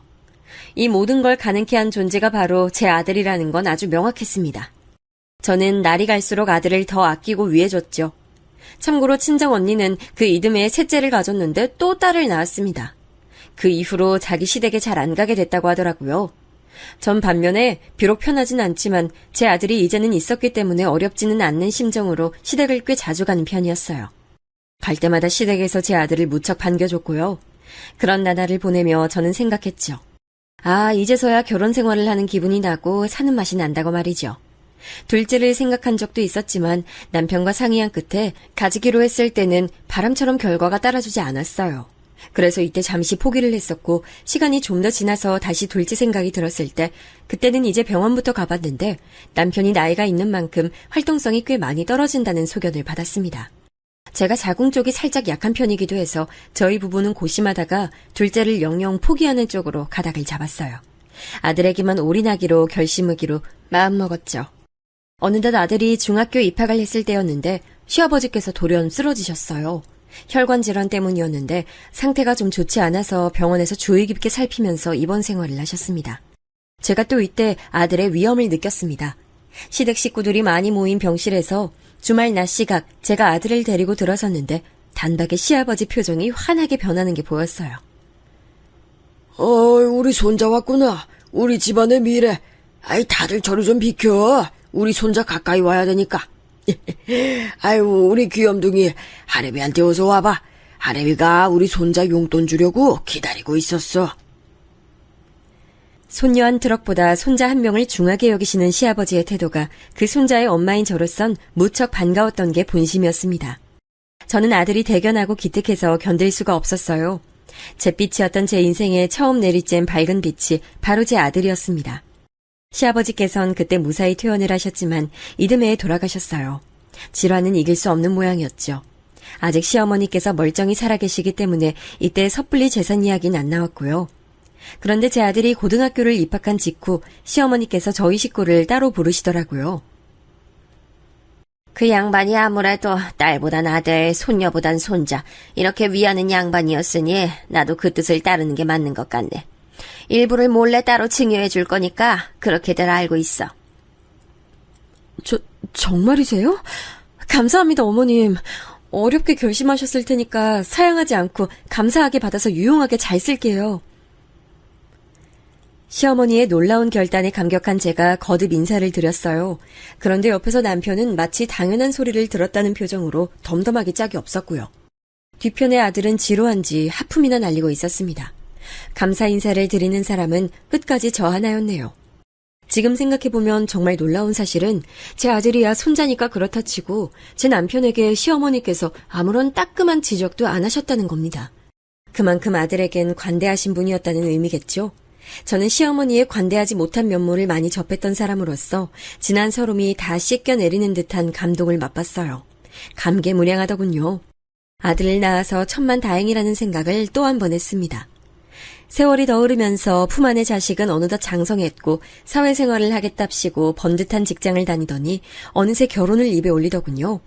자기도 이제 슬슬 결혼할 생각을 하게 된 나이라고 말이죠. 남편은 친탁을 한 건지 나이가 들면서 건강관리가 필수인 몸이 됐기에 아들을 장가 보내는 게 무척 섭섭했지만 남편 건강을 생각하면 하루빨리 장가들게 하는 게 낫다는 생각도 들었어요. 저는 며느리감을 깐깐하게 볼 작정이었어요. 절대 결코 아무나 제 아들하고 결혼시킬 수는 없었습니다.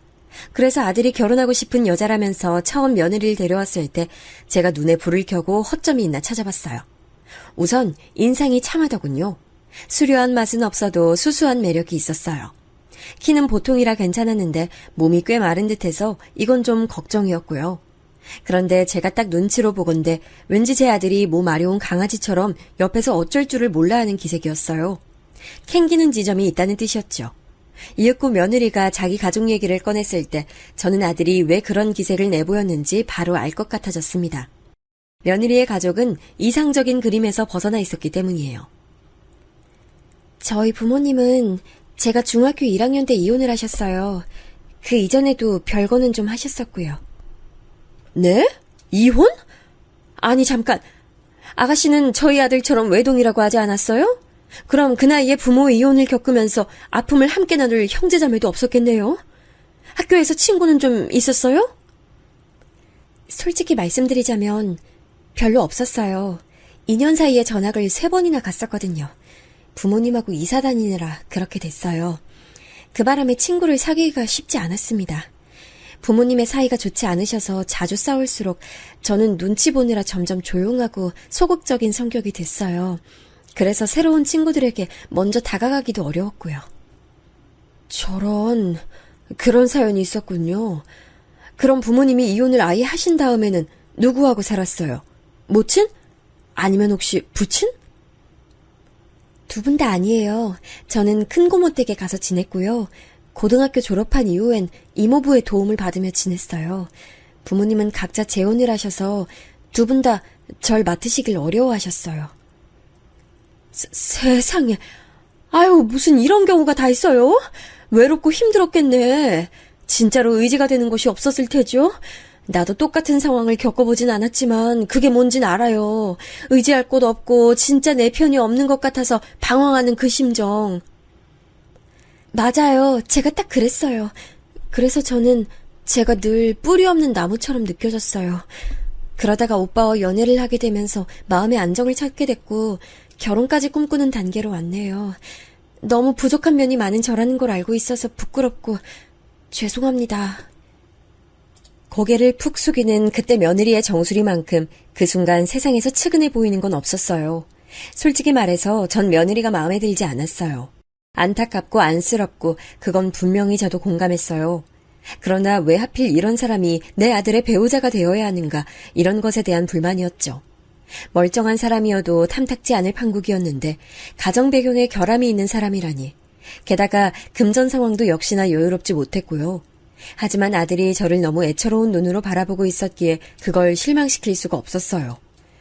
또한 며느리가 자기를 뿌리 없는 나무라고 칭한 것이 제 심금을 울려서 여운을 만들어냈습니다. 결국 못 이기는 척 허락을 해주고 말았네요. 그때로부터 딱 8개월이 지난 날짜에 결혼식을 올렸어요. 신혼집은 아들이 출퇴근하기 좋으며 제가 종종 들여다보기 좋은 위치에다가 얻어줬고요. 과연 둘이 잘 살지 그저 소꿉놀이처럼 하고 사는 건 아닌지 걱정됐는데 이때 시어머니께서 건강이 확 악화되셨습니다. 이제 가실 때가 되어서 그러신 거였고 별수 없이 제가 또 곁을 종종 지켜드렸죠. 시어머니를 보고 있자면 옛날 그때 생각이 나서 울컥하며 화가 올라오기도 했고 손자 사랑이 지극하신 분이셨으니 그 점에 감사하다는 생각이 들기도 해서 참으로 애증이 피어올랐습니다. 시어머니께선 예상보다 일찍 돌아가셨어요. 그래도 몇 달은 더 살다 가시겠거니 싶었는데 그때로부터 단 2주 만에 새벽에 돌연 숨을 거두셨습니다. 만감이 교차하더라고요. 이때 아들이 저에게 뜻밖의 위로를 건네었어요. 엄마, 옛날에 할머니 눈치 보면서 사시느라 힘들었지? 나 엄마가 왜 그렇게 어렸을 때 내 칭찬 많이 해주셨는지 다 알고 있어. 내가 잘한 게 없어도 자꾸 할머니만 보고 오면 나를 칭찬해 주시니까 이유가 궁금했는데 크면서 자연스럽게 알게 되더라. 엄마, 고생 많았어요. 우리 아들 그런 말들 알 줄 알아? 그때나 지금이나 어쩜 이렇게 존재만으로도 칭찬받아 마땅할까? 그런데 아들, 왜 이렇게 살이 빠졌어? 혹시 잘 못 챙겨 먹어 그래? 아, 내가 워낙 요리에 재능이 없잖아. 엄마가 하도 요리를 잘하니까 내가 할 일도 없었고. 그런데 세연이도 요리를 별로 못하더라고. 그렇다고 몸에 안 좋은 음식을 자꾸 시켜 먹긴 싫어서 이것저것 간단히만 만들어 먹다 보니까 자연스럽게 살이 좀 빠지나 봐. 겉으론 동조를 해줬지만 제 머릿속에 얼마나 그때 복잡하게 돌아가고 있었는지 모릅니다. 제 아들의 살이 이렇게 쭉 내린 걸 보니까 속에서 열불이 서서히 끓어올랐어요. 마침 계약직으로 근무하고 있던 며느리가 계약이 종료돼서 당분간은 집에서 쉬게 됐다는 것을 알게 됐고 저는 이때다 싶어서 행동 개시에 들어갔습니다. 각종 조미료와 식재료를 챙겨서 아들 며느리 집으로 쳐들어간 것이었죠. 처음에 벨을 눌렀는데 아무 반응이 안쪽에서 없길래 그냥 도어락 비밀번호를 제가 치고 들어갔어요. 그랬다가 현관 쪽에서 걸어 나오고 있던 며느리와 딱 마주쳤습니다. 씻고 막 나온 모양인지 며느리는 젖은 머리카락에 수건을 두르고 있었어요. 아, 네가 씻느라고 배 울리는 소리도 못 들었구나. 난 또 집에 있으면서도 일부러 없는 척하는 건가 했네. 네? 제가 그럴 리가 없잖아요. 하필 욕실에 있어서 빨리 못 나와본 것뿐이에요. 너도 참 왜 그렇게 놀라고 그래? 그냥 농담한 거 가지고. 내가 문 열고 들어왔으니까 됐어. 이것 좀 부엌에 같이 옮기자. 두고두고 유용하게 쓸만한 것들로 엄선해서 가져왔으니까 오늘 싹 소분해 놓으면 앞으로 때마다 잘 쓰기만 하면 돼. 대파, 양파, 마늘, 고춧가루. 아, 정말 요리에 꼭 들어가는 것들만 가져오셨네요. 저기 그런데요, 어머님. 저희 집 현관 비밀번호는 어떻게 알고 들어오셨어요? 어떻게 알았겠니? 네가 안 알려줬으면 다른 방법이 하나밖에 더 있겠어? 우리 아들이지. 네가 이제 당분간 집에 있을 테니까 같이 시간 보내면서 요리 연습도 하고 사이좋게 지내라면서 우리 아들이 엄청 기쁘게 말하더라. 제가 일부러 활력을 담아 말을 해줬건만 며느리는 조용하게 배시시 웃을 따름이었어요. 원래 성향이 차분하겠거니 싶어서 그런 건 그냥 뒀네요.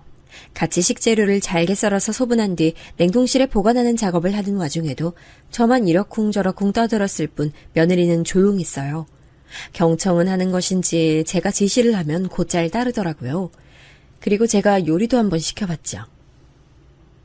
지금 아무거나 해보라고요? 제가 오빠한테 식사를 해줄 수 있는 요리로 아무거나요? 그래. 그게 뭐 어렵다고 자꾸 반문을 하니? 아무거나 뚝딱 하나 만들 수 있는 걸로 해봐. 내가 그러면 딱 보고 먹어보고 어떤 수준인지 판명해줄 테니까. 며느리는 난감해했지만 이내 휴대폰을 보면서 무언가를 만들기 시작했어요. 저는 그동안 부엌 선반 정리를 했고요.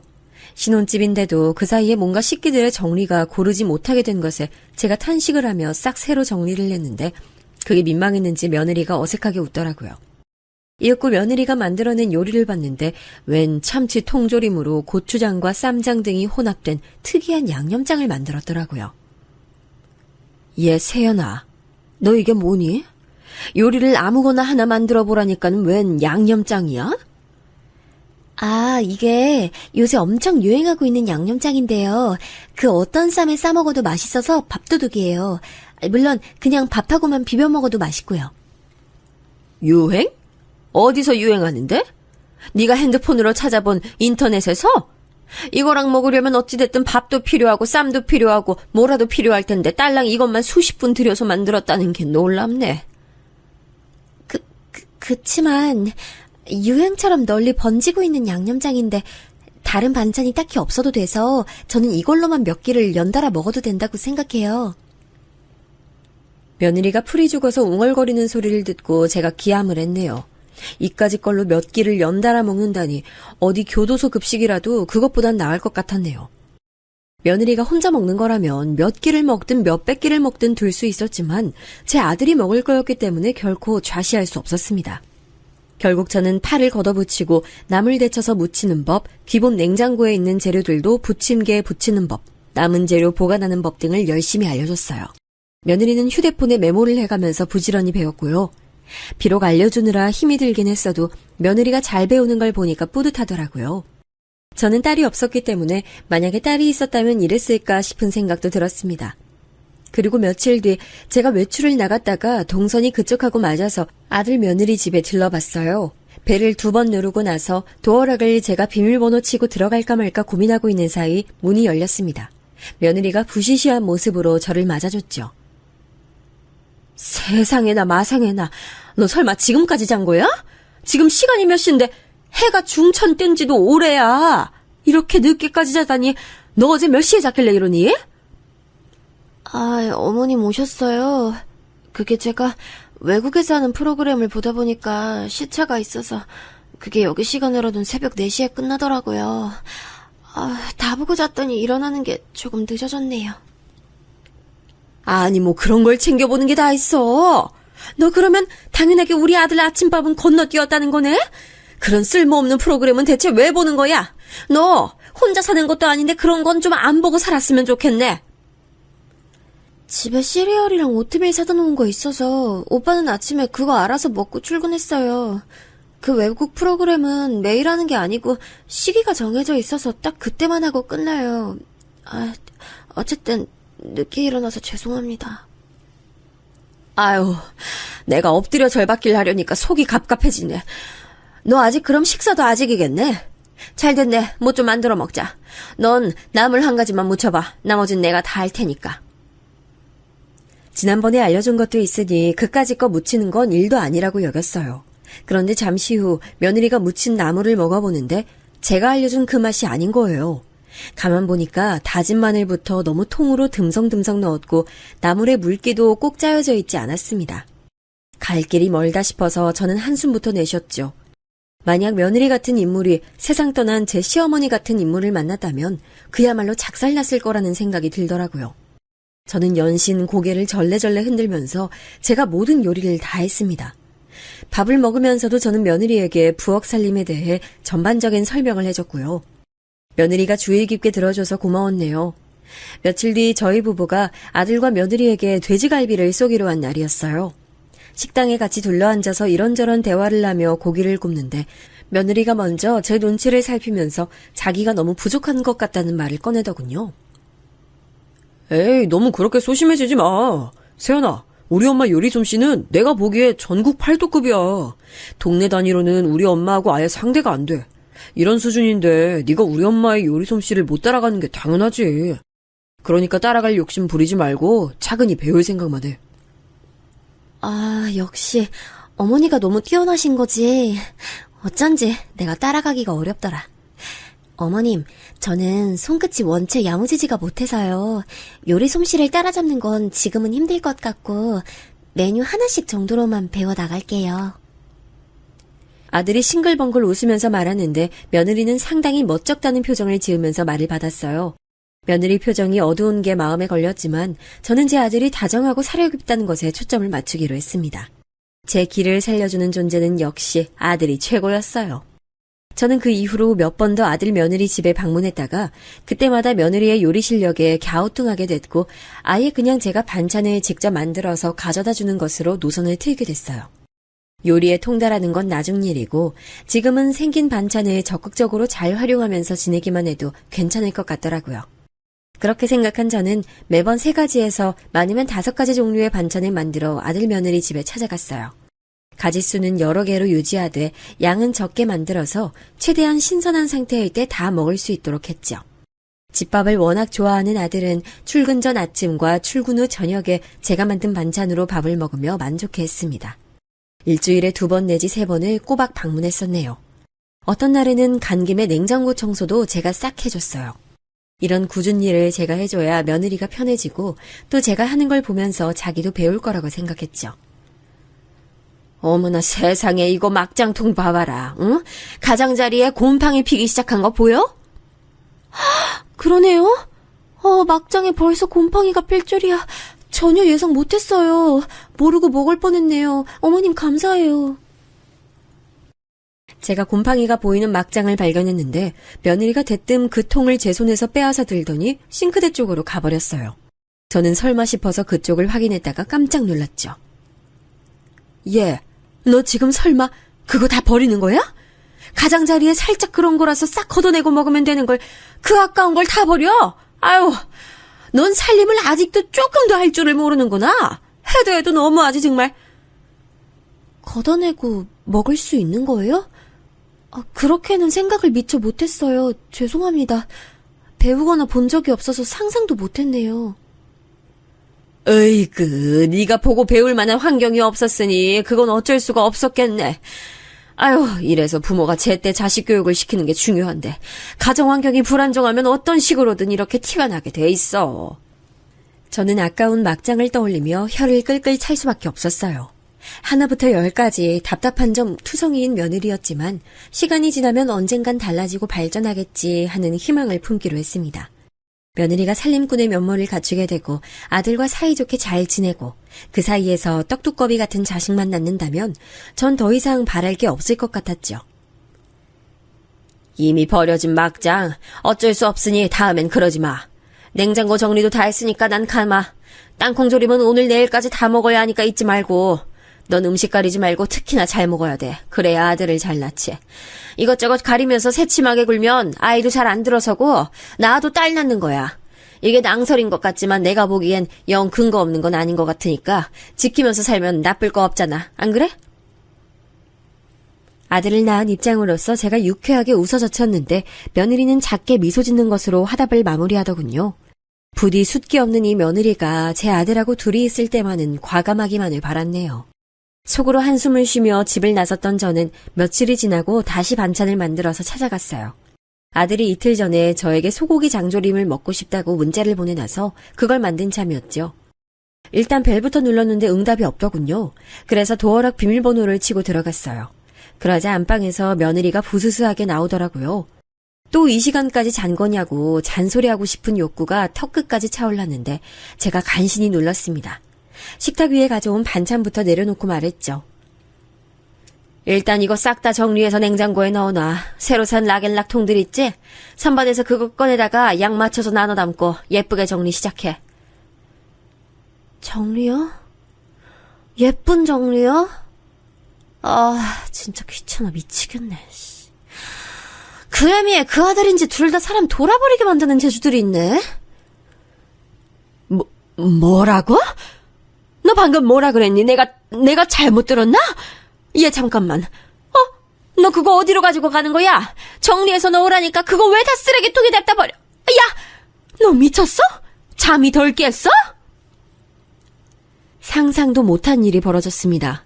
갑자기 며느리가 믿기 힘든 내용을 중얼대며 다가오더니 제가 가져온 반찬들을 쓰레기통에 휙 버려버린 겁니다.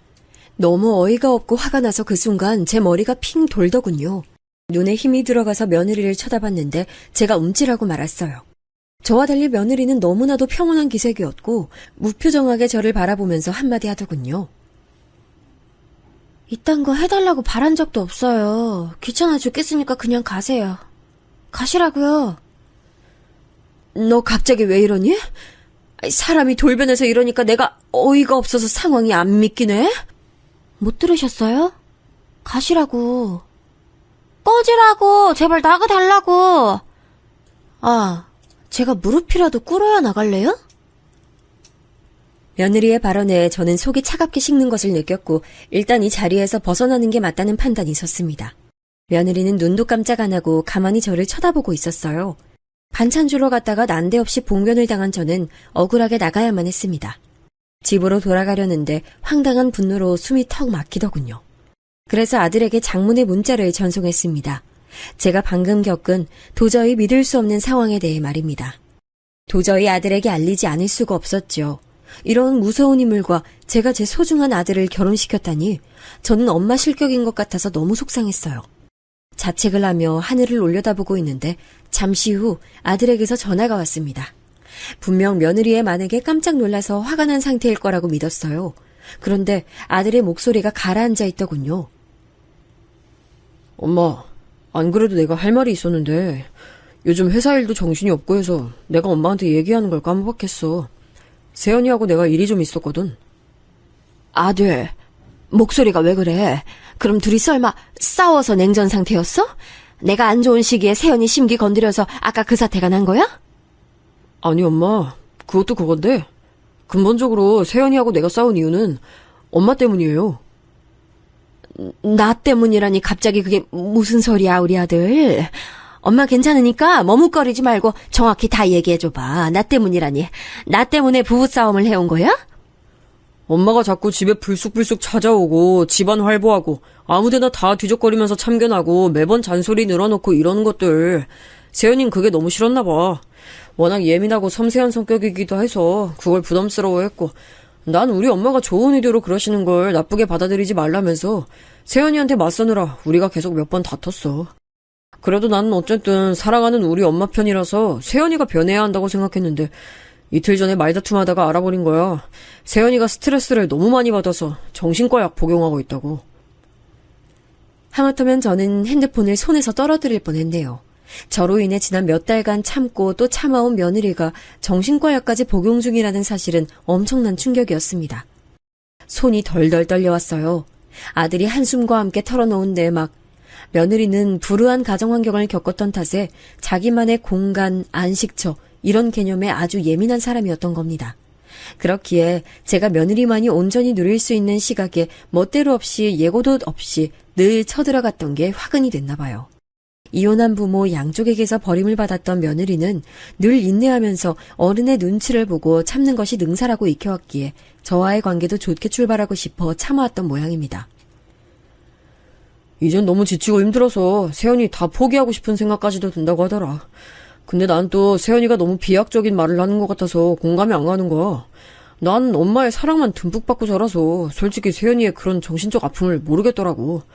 근데 약 먹고 있다고 밝히는 세연이 표정이 정말 세상의 허물을 다 끌어안는 모습이었어요. 엄마, 나 어떡하면 좋을까? 우리 아들, 우선 절대 자책은 하지 말고 우리 아들 잘못 아니니까 다 엄마 잘못이니까 엄마가 해결할 거야. 엄마가 미안해. 저는 속사포처럼 아들에게 대답한 후 도망치듯 전화를 빨리 끊었어요. 아들의 전화를 제가 먼저 끊은 것은 이때가 처음이었습니다. 그리고 아파트 놀이터 구석에 주저앉아 가슴을 치며 오열했습니다. 이날 이때까지 인생을 살아온 저라는 존재가 결국 이 정도밖에 안 됐다는 것. 저도 결혼하고 나서 시어머니 때문에 정말 하루에 10번도 더 죽고 싶을 때가 많았고 남편 또한 그때 도움 하나 안 되는 존재였기에 정신을 놓아버릴 것만 같았는데 그 과정을 지나왔던 제가 며느리에게 똑같이 괴물 같은 시어머니가 되어버렸다는 것. 사이 좋지 않은 친정 식구들을 둔 탓에 피를 나눈 가족에 대한 묘한 갈망과 갈증을 가지고 있는 제가 온전한 가정의 울타리 없이 부유하며 살아온 며느리의 아픔을 조금 더 들여다보지 못했다는 것. 마지막으로 제가 제 목숨보다 귀하게 여기는 아들의 결혼 생활에 제가 오점을 남기고 말았다는 것. 이 모든 것들이 제 안을 소용돌이치면서 절 울부짖게 했어요. 왜 저는 이다지도 단편밖에 못 보고 사는 인간인 것인지 스스로가 너무 옹졸하게 느껴졌습니다. 이 서글픈 죄책감을 어떻게 해야 현명하게 털어낼 수 있을지 모르겠어요. 며느리와 허심탄회한 대화를 나누어 보고 최대한 며느리가 원하는 쪽으로 제가 맞춰줄까 싶은데 이것 또한 저의 오판일까봐 겁이 납니다. 이 상황에서 제가 어찌해야 가장 현명한 길을 걸어갈 수 있을까요?